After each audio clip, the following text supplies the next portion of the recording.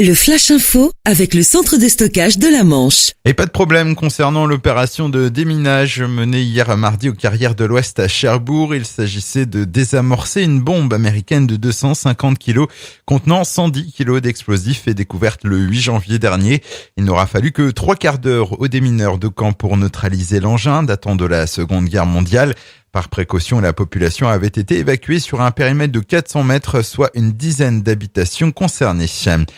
Il avait pour mission d'être l'intermédiaire entre l'État, EDF et les collectivités locales. Florus Nestar, 56 ans, est coordinateur du grand chantier EPR de Flamanville depuis 2010 et sur le départ. Son successeur devrait être connu en mars. Quant à Florus Nestar, il dirigera désormais l'agence de l'Outre-mer pour la mobilité.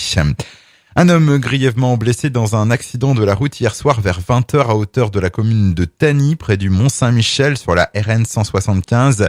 Accident impliquant 2 voitures qui sont entrées en collision. Le blessé a été pris en charge par les équipes médicales du SMUR, puis évacué vers les urgences du CHU de Rennes. Dans l'autre véhicule, le conducteur est indemne.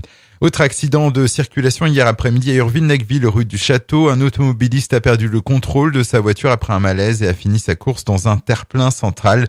Légèrement touché, il a été évacué vers l'hôpital Pasteur de Cherbourg. Et puis le quart de finale de Coupe de France entre l'US Grandville et l'Olympique de Marseille se disputera bien le jeudi 3 mars au stade de Dornano. Confirmation hier de la Fédération française de football.